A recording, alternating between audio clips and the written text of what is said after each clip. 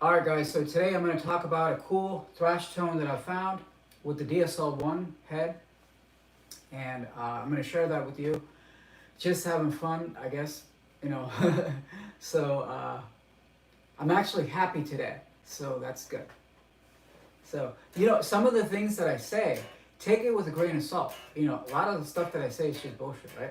Like, the settings that I tell you now, that's not bullshit, obviously.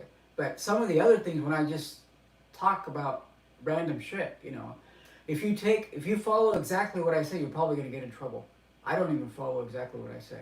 That's just my other mind just kind of going off. Anyway, uh, so I think one thing that's important here is that you have to sort of play with this amp for about, I would say, 6 months to a year, uh, so that it kind of wears in, right? It's the same thing. All analog components are like that. Oh, by the way, this camera, I'm basically going, streaming here live, right?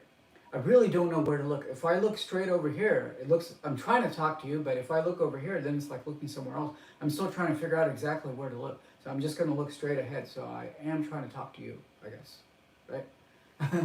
so, yeah. So with these analog components, I'm an electrical engineer, but most of the stuff that they taught us in school was to basically how to build like a phone. You know what I mean? Like what I'm talking about is like microelectronics.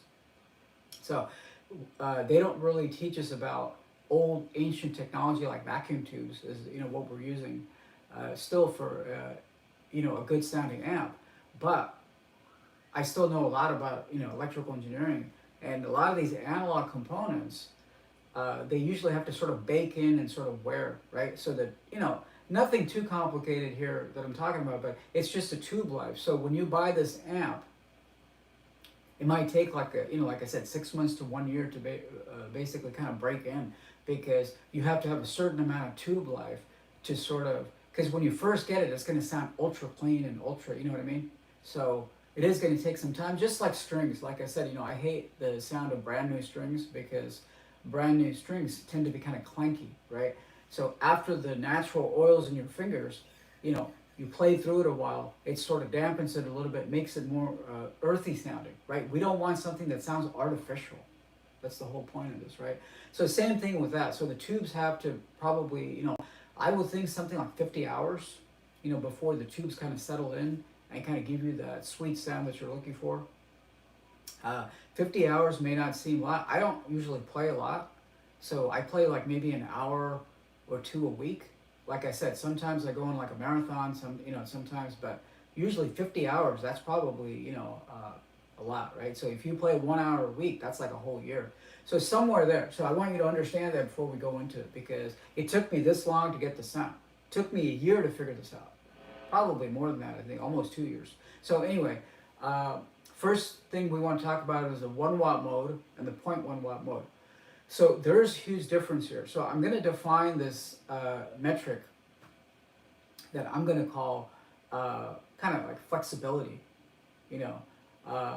when you play, right? Other people call this chug. So I guess you can think about it as a chugginess, right? That should be pretty easy to do. So that's the first thing here. So if that's not easy to do, and if that looks like it's being sort of held back, right, that means there's something wrong with the setting that you're using. So if you put it on the 0.1 watt mode, remember I was like totally into the 0.1 watt mode, and I was like, wow, this is the greatest thing, because it sounds compact. But then later I found out that it has a sort of limited thing to where it sort of pulls it back too much. So you're not going to get this feel. You should be able to do it. That's the fundamental unit of thrash, I think. Right, that's what sets this type of music apart from like death metal or something like that, which I'll talk about at some point. But anyway, it's that sort of chugginess, right? The industry, the other people call it chug. Chug goes to chugginess, I suppose. But I try to kind of think about it as like flexibility, or the looseness, right? The looseness of it. So you're only going to get that in the 1 watt mode, which is, so basically push it out. I've actually gave all my settings, and then I've put it all in here. I'm going to show it to you in a bit, but that's what we're going to do, is basically push it out. And also the tone shift knob, I actually pushed the tone shift knob in, but then I'm finding out that, well, it's not really, all that.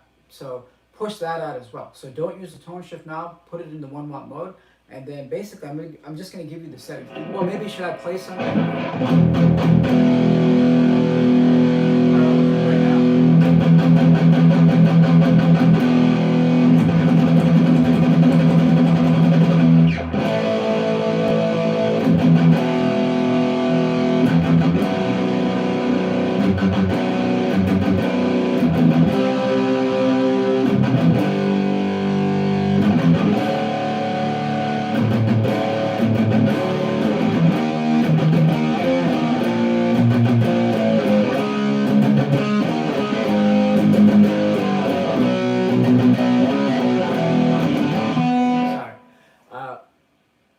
So that's what it's going to sound like, and I think it sounds really good.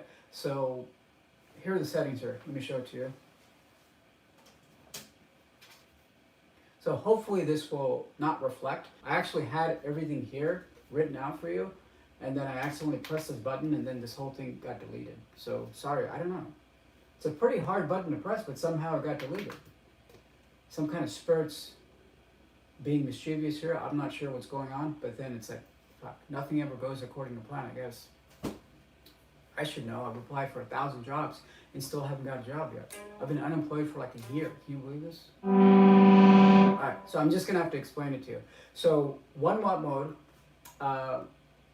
and then also don't use the tone shift knob. So everything should be pushed out. All the knobs should be pushed out except the channel selection, which puts you in the, the high gain, not the clean channel, right? And then I believe I just have the reverb at 5, right, which is basically 12 o'clock. Okay, I'll speak in in time now. 12 o'clock. Then bass, middle, treble. So I have that at 6. No, wait. Should I do it in actual numbers, or should I do it at time? All right, this one will be actual numbers. 6, 3, 6. So this is when we said we get the mid scoop. I have to actually turn it down. So I'm not saying turn down the mids completely, but what I'm saying is put it at 3. So a reverb at 5, then a bass, middle, treble at 6, 3, 6. Okay, and then the volume's about at 1 because like I said, this amp is so loud that if I do anything more than, actually a little bit less than 1. If I do like 1 or 2, right, it'll be too loud for this room. Even the 0.1 watt motor is like that. So this is a really loud amp. And then I have the gain at about 7, okay? And then I'm driving it with the Super Overdrive pedal, Boss Super Overdrive pedal. And the settings on that is basically both the volume and the drive, I've set it at 12 o'clock. And then the tone, I've set it at like 9 o'clock, which is like a 3, I guess, right? So so you don't want to increase the tone on that pedal too much because it will make it sound tinny. So I just set it, like I said, right at 9 o'clock, right? So 12 o'clock on top, and then 9 o'clock, and that's pretty much it. So 1 watt mode, like I said, and that's pretty much it. And I'm using the Ernie Ball strings here, the 10s, and then I'm going through a 112 70-80 speaker Celestian. That's pretty much it. All right, so like we talked about, right, you have to be able to get that. That's what we're after, because if you don't get that, what happens is that then it's going to feel like it's pulling it back. So that should be pretty easy to do, right? Like I said, that's like the fundamental unit of thrash that I think. So I guess I will just play a bunch of riffs. I've given you the settings, so I'll just play a bunch of riffs.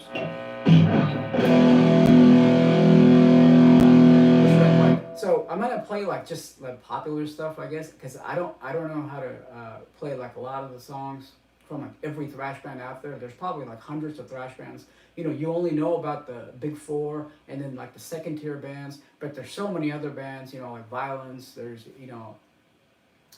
so many other bands like the German bands Kreator. I used to be a big Kreator fan. Maybe we should start with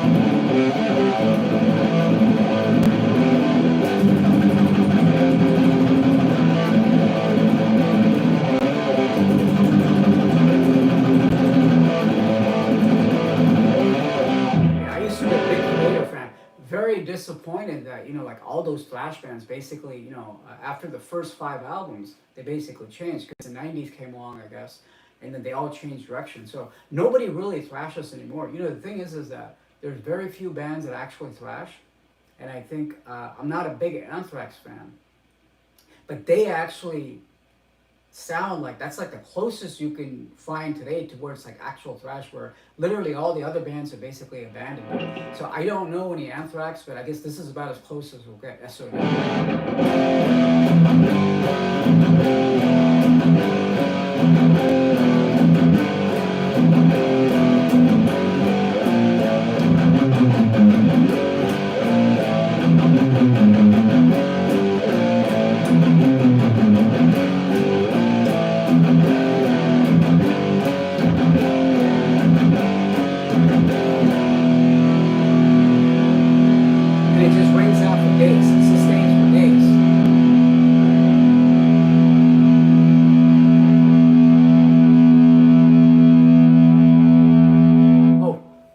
Thing I forgot to tell you. So I don't want to make this an advertisement for Marshall, but Marshall, this amp right here is actually on sale right now for $320.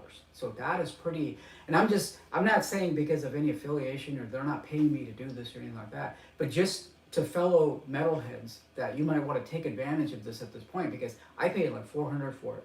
And usually it's like $400. It usually goes from $380 to $420 depending on the season. I don't know why they're doing this right now, but it's over there for $320, dude. That is the cheapest you're going to get this. Now, the funniest thing here is that there's actually used DSL1 amps for more than what you can buy used at this point right now, because they're kind of selling for like $330, and I'm like, you could, you know, $340 or something like that. You can buy a brand new one for about $320, $330 right now. So they've been advertising it for the last couple of days. So if you want this amp, right now is probably the time to get it. So anyway, with this setting, and I think this sounds a little bit more like the JCM. You know, of course you're not going to get the JCM sound, because the JCM sound is like, you know, $2,000 or $3,000. And the unfortunate thing is, unless you have a band, right, you really don't need even a 20 watt head. Like a 1 watt head, like I told you, I can't even turn it up more than 1. It's too loud in this room.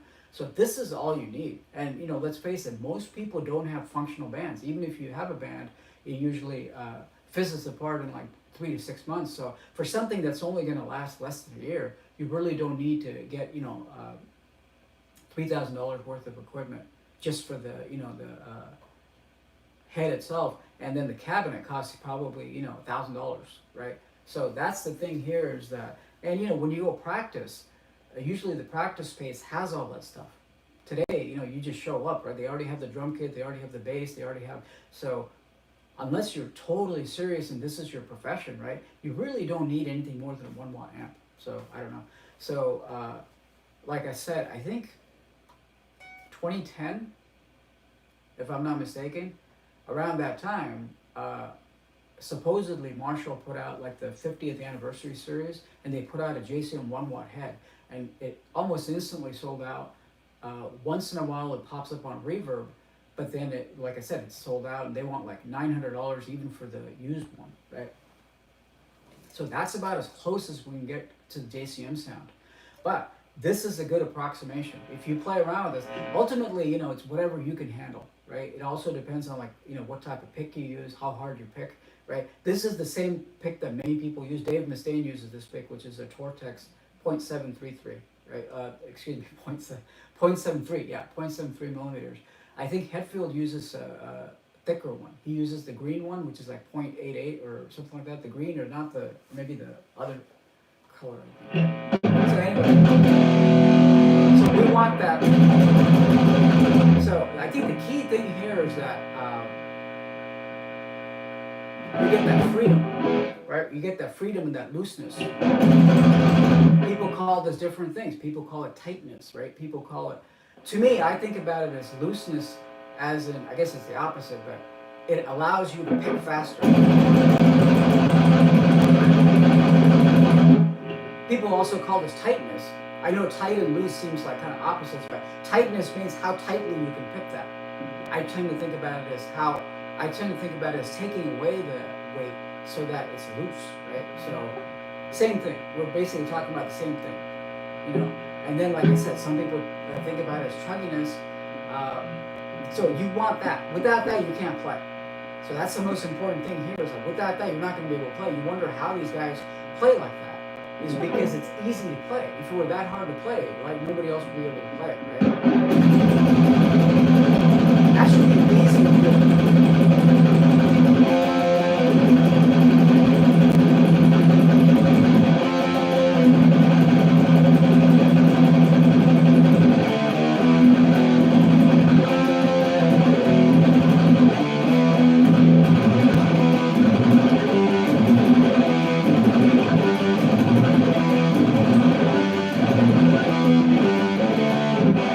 So the other thing about the Super Overdrive pedal is that this is the same circuit as basically, you know, some of the, you know, the Tube Screamer, right? It's basically the same circuit. So this is the classic kind of setup where everybody uses this. So this setup right here is good for anything. It's good for Motorhead. It's good for, you know, Randy Rhoads. It's good for basically anything, right? Although Randy Rhoads used, you know, the MXR pedal. But this pedal right here, I tried different pedals, but this is the one that gives it that that kind of fluidity, right? That's the other word that I like to use, fluidity, right? Like we said, all these things mean the same thing. Chugginess, chug, tightness, right? Looseness. I tend to think about it as fluidity, right? How fluid can you do this? See, I could come up with like a billion riffs today. If I only had a drummer like Dave Lombardo, shit, you know what I could do? You know, that would be like the sickest album that I could put together, you know, with my ability. But anyway, I'm sure the drummers like that are out there, but they're just not here, or they don't want to play with me, you know, or nobody wants to, you know, play this kind of music, I guess, I don't know. But, let's see. So I'll try to cover like other thrash bands, I guess. We did a lot of Megadeth already. So Metallica.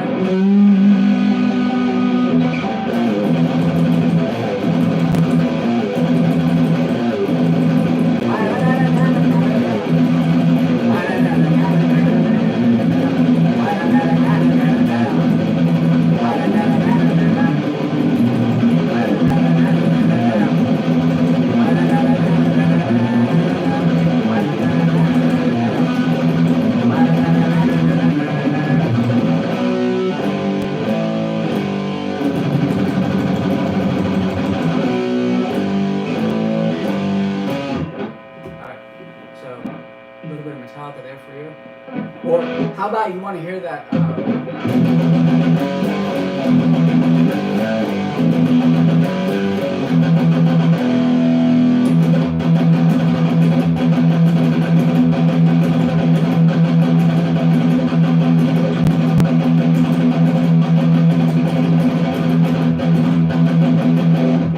Just to get that tightness. I'm not playing it exactly. I'm not going to play any of this stuff exactly. Sorry. You know, that's not what this is about. This is about showing you the setting, okay?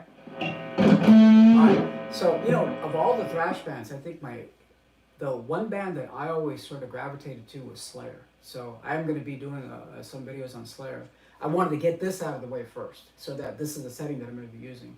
And so Slayer's always been my favorite, I think, out of all the four. I think it's Slayer, then Megadeth, then Metallica, then like a lot of the other bands. You know, I do like, you know, a lot of the other bands. Like I said, I was a big Kreator fan also. But Slayer is just, even though Kerry King, he likes to actually have both Hanneman and King, right? They actually like to have the mids turned up. But like I said, for this sound, see, sometimes it's like, the JCM might respond better for that kind of stuff, right? For this sounds great. So I'll play some Slayer. I'm tuned to E, by the way, so we're going to do, I'll just play like something off Show No Mercy.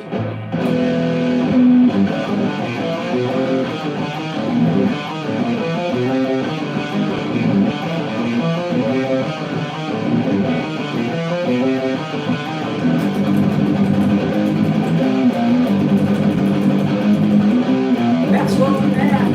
Hostages wants from the air. Oh, it's a song.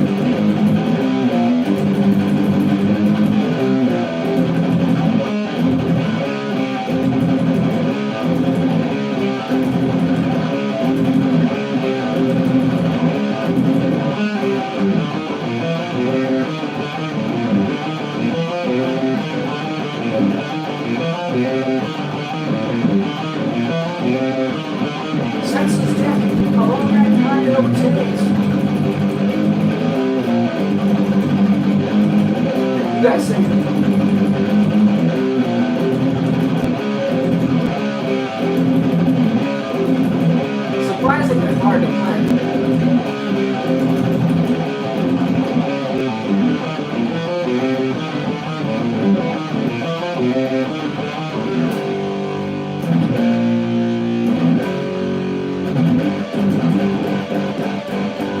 And did you hear those natural squeals that came out when you did this? Right? And that's exactly how the album sounds. So this is a very good sound. I think that's about as close as you're going to get, dude. I mean, I didn't play it exactly right, like I said. You know, there's that video of when the Big Four did the Indio, right? When they did that big festival, Jeff Hanneman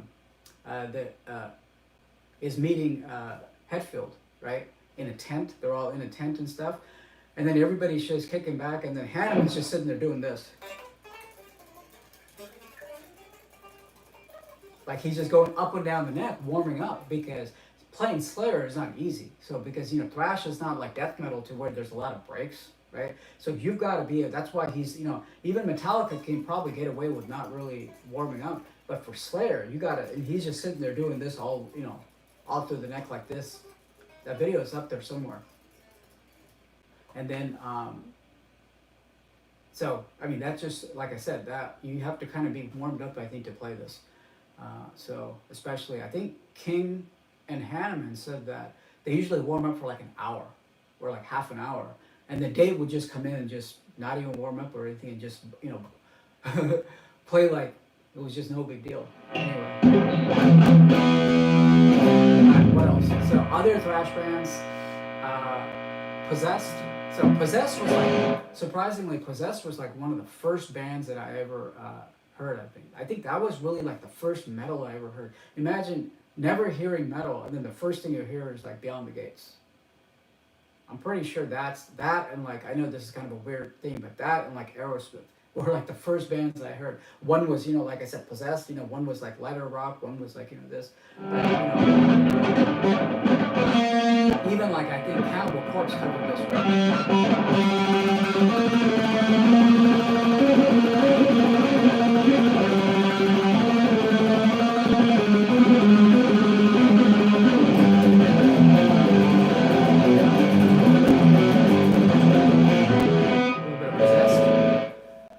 I wish I could play Exodus, but Exodus riffs are usually like even harder. So, should I even try it?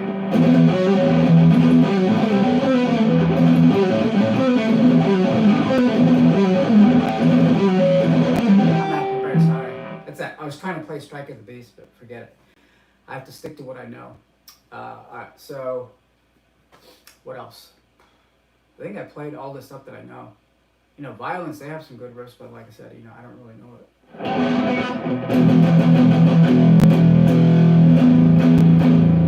So I think that's it, dude. This is a good sound, and I guess I'll just leave you with something here. So I think with the status of this channel, like I said, I'm probably not going to do anything like, you know, to where it's like, you know, music industry or trying to, I want to make it specific more, I think. I don't think I want to just give out all these ideas that people are, you know, sometimes copying. And like I said, don't copy what I say, because it doesn't even work for me sometimes. So you're going to get in trouble if you copy exactly what I say and, you know, say the things that I say. Anyway.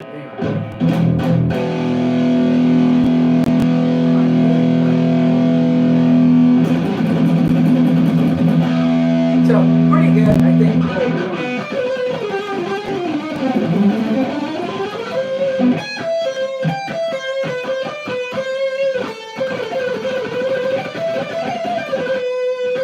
So pretty good, right? Even for like lead kind of work. Well, you don't really need, you know, too much more than this. So that's it, man. This is the sweetest sound that I think. I'm just gonna kind of freeze this sound, and then I'm gonna be doing some more videos like this, I guess. Probably just like musical videos, not too much more, I think, on this channel.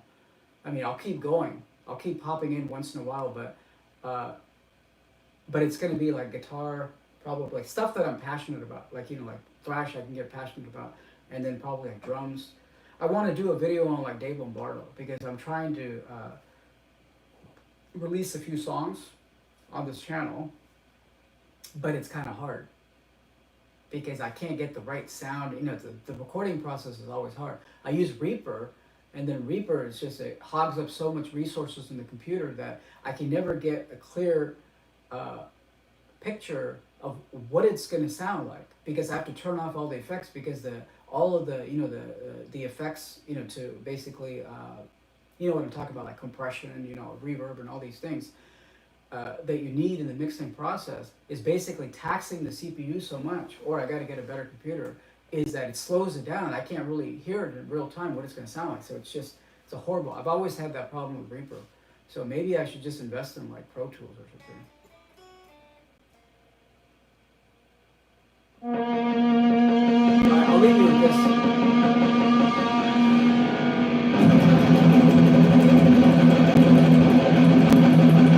How many Thrash songs do you know that start like this? Probably a lot.